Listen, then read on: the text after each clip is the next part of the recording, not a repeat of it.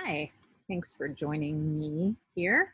I'd like to begin by introducing our project.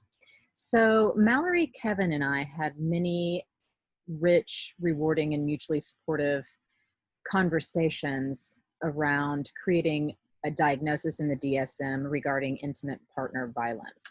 We ultimately decided on the name intimate partner dominance disorder. So it was difficult and useful.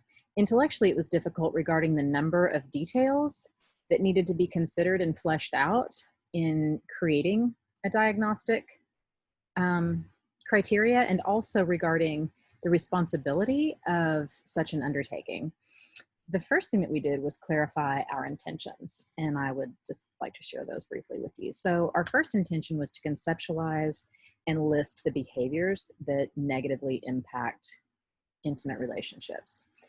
Our second objective was to rate those behaviors on a graduated scale from mild to severe. On the mild end of the spectrum is designed to bring awareness to unhealthy behaviors that most of us have engaged in at one time or another, that in some situations are actually sanctioned as displays of passion or jealousy, and realizing that these can escalate into potential precursors of actual violence. On the severe end of the spectrum, it was our intention to shift the conversation onto those who perpetrate the violence, as opposed to continuing to focus on treating the victims. Our third intention was to destigmatize the role of perpetrators of domestic violence, recognizing that violence is most often a product of violence and a rigid learned belief system about power over structures.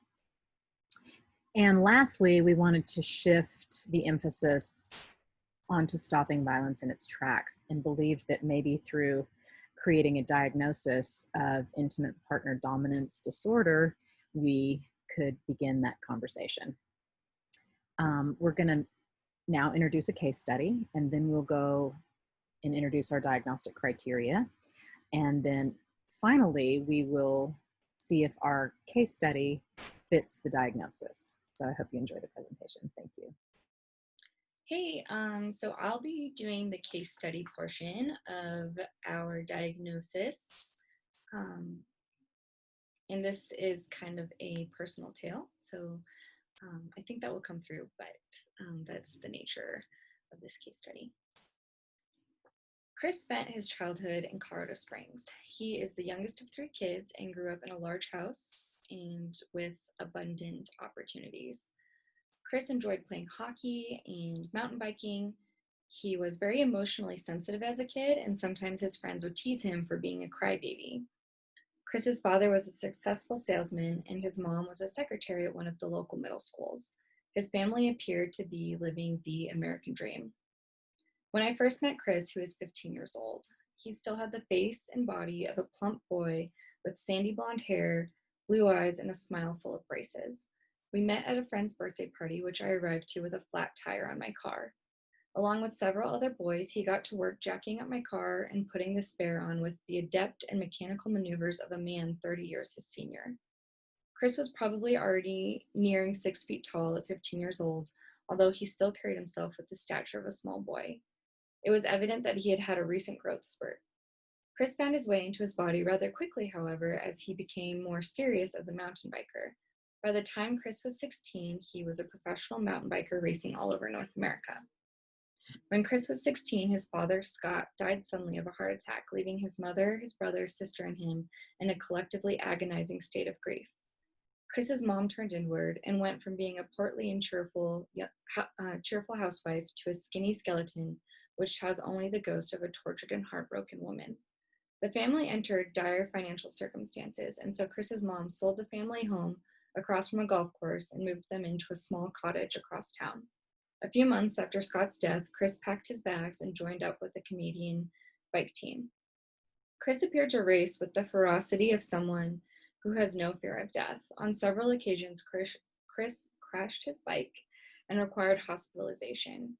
Concussions and whiplash, possible broken bones, deep bloody gashes, and general soreness would not deter Chris from charging forward. Chris and I were dating when his father died throughout the time he was racing, and then again in our 20s. While Chris was away, he would pursue women from all over the world and then call me to apologize and simultaneously brag about the incredible women at every race who wished to have sex with him. He slyly revealed to me the traits about these women that he liked or found attractive and would subtly shame me for not being more like them. He reminded me often of how lucky I was to be dating such a desirable and talented man who was becoming world famous. When Chris was home from racing, we would spend time together in the way that teenagers do. We drove to the overlooks around town, hung out with our friends, and just spent time generally navigating normal teenager things. Chris's trauma regarding his father's sudden death reared its head regularly when it was just the two of us. It often consisted of Chris screaming at me that I could never understand what it's like to be him or how he feels. Then he would ask me to console him with sex. When Chris was home from racing, he forbade me from communicating with other guys and was even skeptical of his own friends. He would break up with me often and put pictures on social media with the other girls he was spending time with. Without fail, though, he would call me up and say kind and generous things to win back my affection. The relationship happened on his terms. One night, Chris fell asleep at the wheel after having drunk quite a bit and crashed his car into a tree. The car crash was provided by the mountain biking team he raced for and sported the logo of the bike team on the side. Chris's status as a member of the team became probationary. Chris was furious with the team and was convinced that the team would not succeed without his membership. At this point in time, it appeared that Chris was under the impression that he was acting benevolently by staying on the team for another summer of racing before he could join up with a different team. Chris had planned on going to Western State College just like his dad and his brother, although at the last moment he decided to attend Fort Lewis College with me. I had had enough of Chris's cruel ways, having just spent another summer getting jerked around by him as he raced bikes across the US and Canada. When Chris first arrived at the dorms, he quickly made friends with many people as he was in possession of a trusty fake ID and he was incredibly charismatic. By this time, he was broad-shouldered, had a great summer tan, and had beautiful overgrown blonde curls. Chris would tell whoever would listen to him many terrible things about me. He drank heavily and then begged me to return to him. When I refused, he would accuse me of being an insensitive bitch or threaten to kill himself. There was a brief period of time when Chris and I found our way back to each other our freshman year, and again I was forbidden from spending any time with the new friends I had made thus far at college. After freshman year, Chris broke up with me to go racing for the summer again. Chris and I lost touch, although there were reports of his dating several other women after me, one of which was a woman named Erin. A friend that Erin and I had in common shared with me that Erin had moved to Australia to escape Chris's extreme abuse. Chris and I regained contact in our 20s when he reached out to me on social media. He shared with me that he had recently been diagnosed with multiple sclerosis. He asked if we could hang out and let me know that I would need to drive since he wasn't able to use the right side of his body.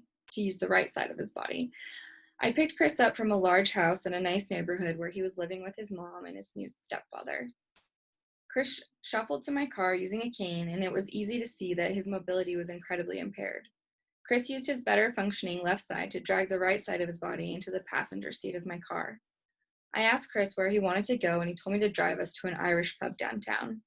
Chris's speech was incredibly hard to understand because of his inability to use the right side of his mouth. As an observer, it was jarring to witness this literal halving of the vibrant and charming athlete Chris had once been. It was impossible to hold this struggling and pathetic individual accountable for any of his past discretions. Chris proceeded to put back 3 beers and then rested his left hand on my thigh. I impulsively moved my leg out from under his reach, and Chris muttered something about me only wanting him when he was a world-class athlete. I dropped him back off at his mom's house, and he and I would catch up every few weeks. About a year after Chris's and my reunification, Chris asked me if he could run a 5K with me.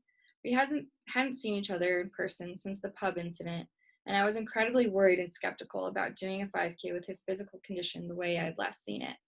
But I agreed to have him join my friends and me. Chris arrived walking and talking with the confidence of his former self. He immediately charmed all my friends, and I could tell they were mesmerized by him. He ran the 5K at a respectable pace, and and one would only know about his MS if they paid close attention to the slight drag of his right foot in his gait. After the 5K, Chris pursued me relentlessly. He asked several of my friends out before coming around to me. He explained to me that I had been so awful to him before and so misunderstanding of his father's death, and then so misunderstanding of his MS, but that he was willing to give me another chance. If it sounds confusing, it's because it was. Chris got into commercial real estate and was remarkably adept and successful. He took on social networking with impressive grace. His alcoholism was shadowed by the many social obligations he swore were for business purposes. Early on into dating again, Chris proclaimed that he loved me and that he had never stopped. He apologized for being such a jerk back in college and joked about how everyone is a jerk and an alcoholic when they're in college. Initially, I attended Chris's social obligations with him. I felt like a trophy he was displaying to the other beautiful business people. Although once he moved into my house, he stopped inviting me to the events. I would hear about his networking when he came home late in the evening reeking of booze. He would disclose to me that the reason he didn't tell me about the event was because nobody there liked me or took me seriously. Chris explained that he was protecting me from the women who enjoyed talking behind my back, from small talk and from gossipy chit-chat. Chris and I attended a Christmas party together, for which I agreed to be the designated driver. At the Christmas party, a male friend of mine, Leo, and I were catching up. I could feel Chris's gaze and anger from across the room. I excused myself from talking with Leo, and Chris followed me to the bathroom where I knew I was in trouble. In the bathroom, Chris interrogated me about the nature of Leo's and my friendship and refused to believe that we had never slept together, especially since I was dressed like such a slut that evening.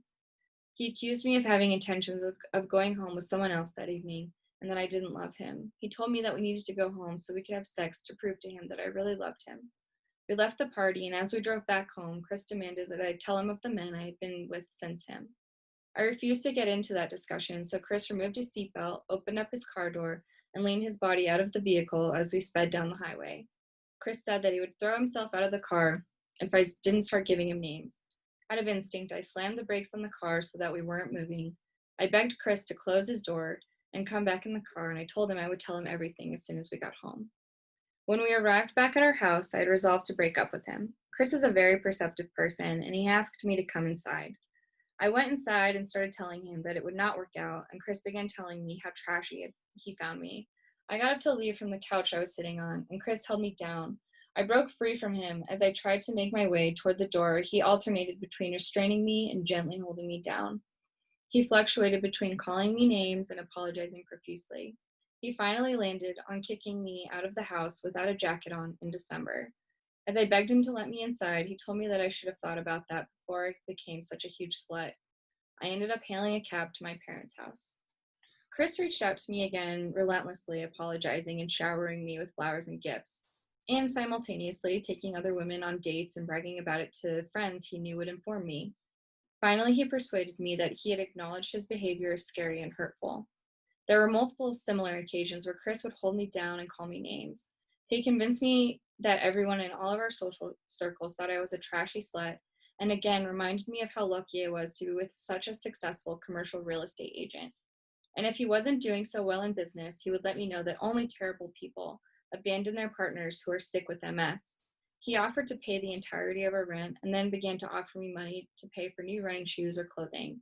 I needed to demonstrate ample gratitude for this generosity, otherwise I would hear about how poor and ungrateful I was. Chris was restrictive about what kind of clientele I was allowed to see as a massage therapist and frequently reminded me that my profession was that of a glorified prostitute.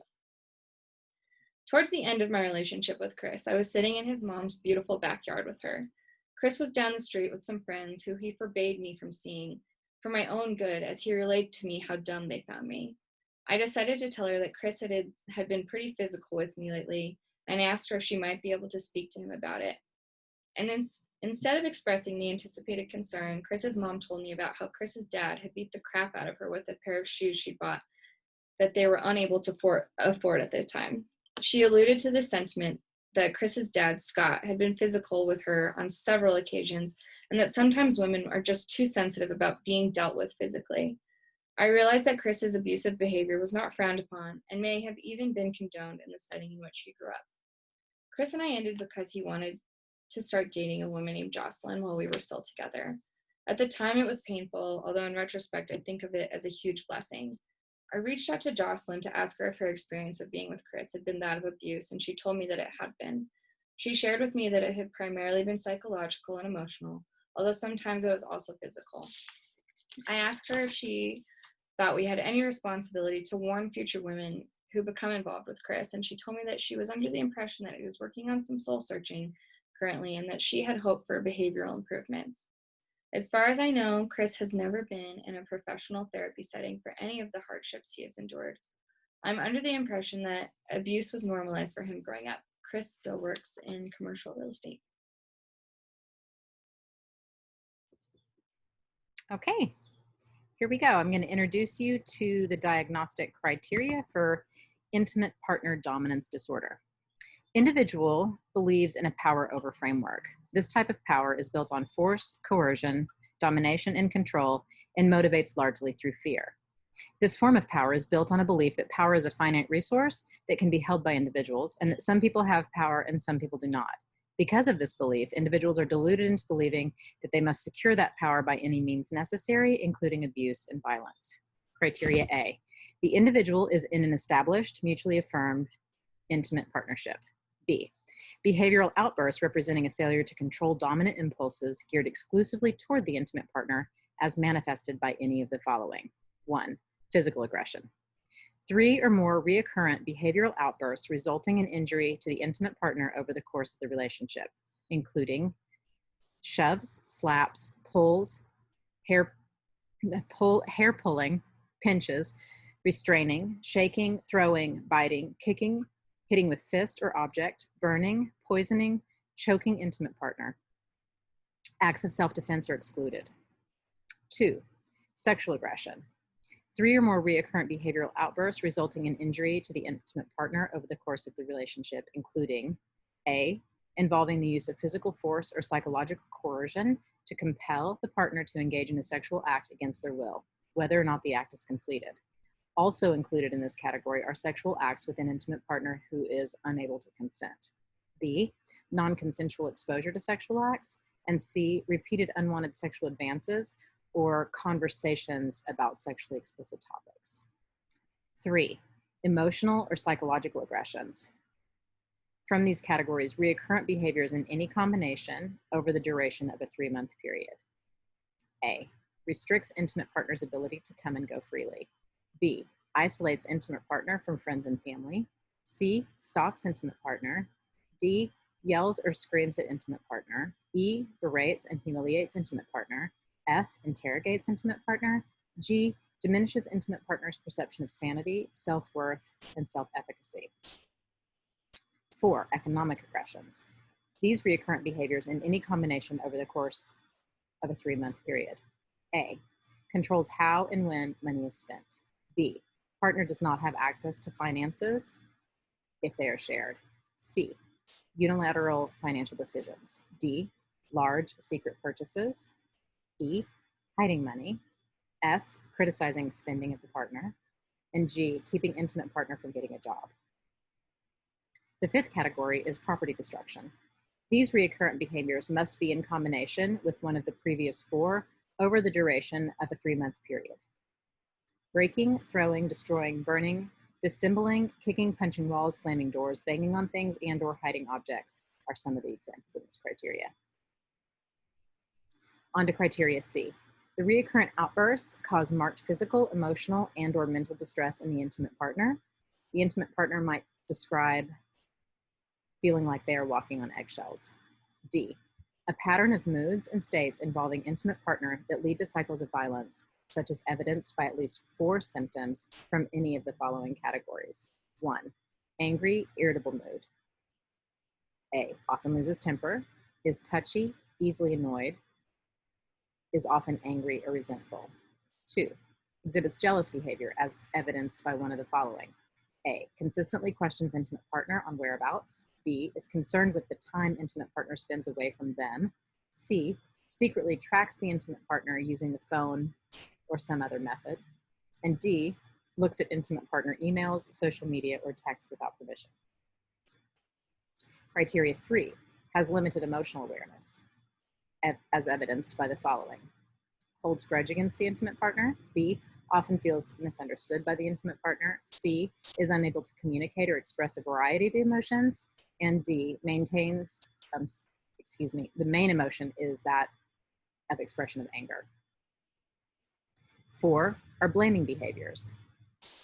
A, communicates that their emotional state is because of something their partner has done. B, does not take responsibility for their actions or behaviors. C, is in denial of all wrongdoing. And D, constantly justifies behavior. 5th criteria is that the partner holds strict beliefs about gender roles. And finally, E, the individual might show intermittent remorse after altercation. However, it rarely results in a change in behavior. So from here, what's going to happen is Kevin is going to do a review of the case study and talk about differential diagnoses and comorbid possibilities within the framework of the case study. Thank you.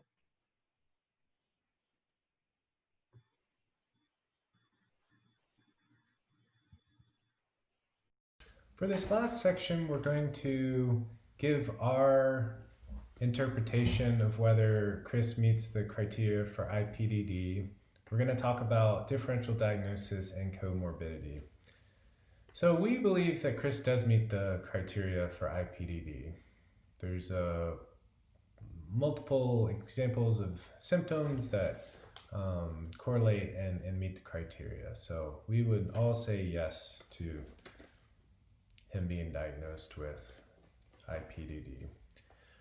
So moving on to differential diagnosis, the general rule of thumb is if symptoms and behaviors are only showing up in relation to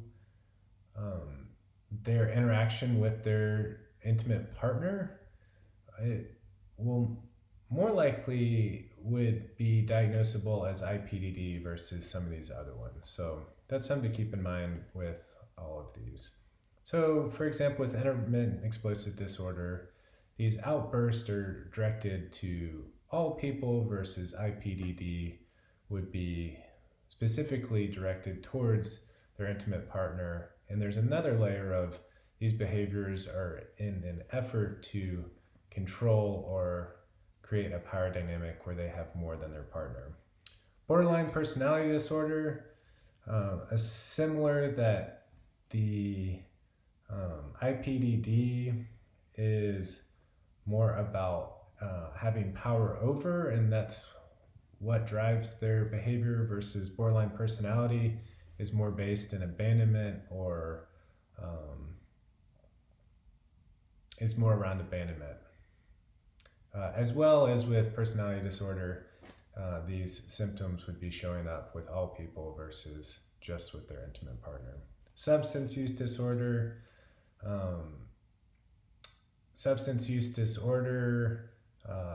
Their symptoms are going to be in relation to the substance, where Ipdd, there may or may not be a substance present that influences or is a contributing factor to their symptoms and behavior. Bipolar 1 and bipolar 2, the big distinguishing factor there is, has the individual had a manic, hypomanic, or depressive episode?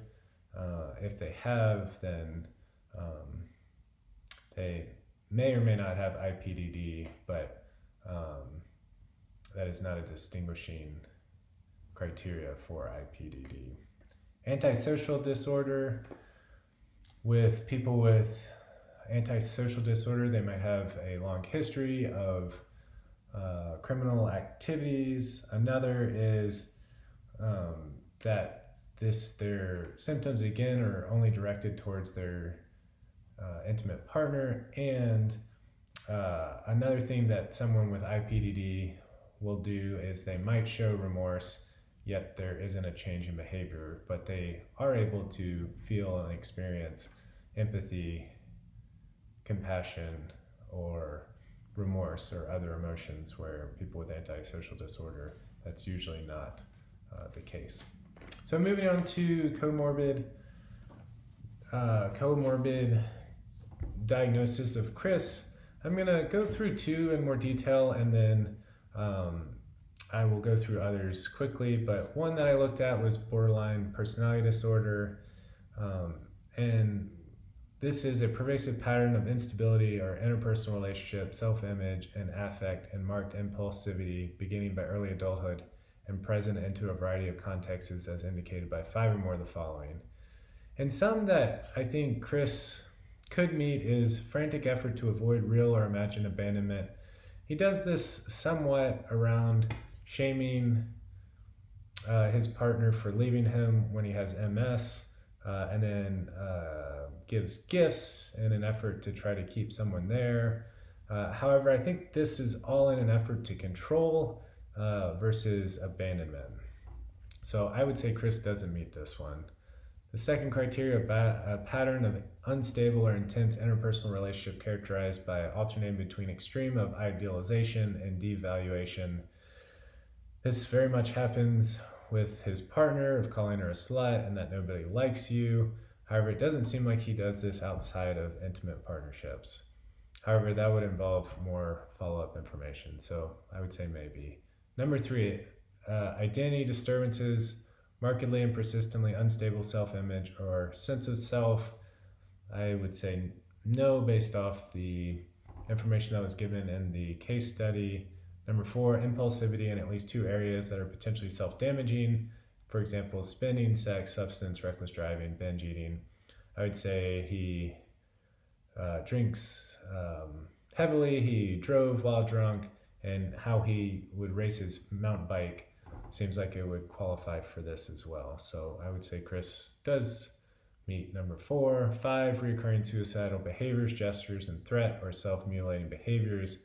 I would say yes, but only in relation to trying to control his partner.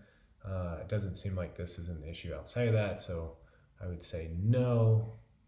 6, affective instability to a marked reactivity of mood. And maybe, I think it seems like that definitely happens within the relationship. However, I don't know if that is generalizable to how he is at work and other things. Seems like maybe no, but again, would need more info. 7, chronic feelings of emptiness, unknown. This would be something to explore with Chris. 8, inappropriate, intense anger or difficulty controlling anger. Seems like this definitely happens within the relationship where there's a variety of outbursts and other things that happen within the intimate relationship. However, there's not really any examples of that outside of an intimate partner. Number 9, transient, stress-related, paranoid ideations and severe dissociative symptoms. Chris does display kind of paranoid ideas about his partner and her interacting with other people, including men. However, this doesn't seem like it goes beyond that to other aspects of his life, so I would say no. So I don't think Chris currently meets the criteria based off the information of borderline personality disorder. The next one is narcissistic personality disorder. I think there's some that he could meet in this. However, and the big one that stood out was requires excessive admiration by telling his partner that you should feel lucky to be with me and needing affirmation for the gifts and support that he's given. I think he does have some ideas of grandiosity, of self-importance, with his ability professionally and in relation to being in a relationship. I think he does lack empathy, especially within his partnership. However, I think he would need to meet 5 of the criteria, and I think he's more in the 3 to 4 based off the information. So I would say no based off the current information. I don't think he meets any of the depressive disorders, including disruptive mood, dysregulation disorder, because one of the criteria for that is the mood between temper outbursts is persistent persistently irritable or angry most of the day, nearly every day, and is observable by others. And it seems like no for Chris. It's more specifically with his intimate partner. Anxiety disorders, I think, are no. Separation anxiety, in particular, no. Substance use disorder, I could see Chris potentially qualifying for an alcohol use disorder with maybe a specifier of mild. That would involve more information to see if he does consistently drink more or is unable to cut down, but it does seem like he's had negative consequences in his partnership as well as professionally due to his alcohol consumption. So thank you for your time and appreciate your attendance.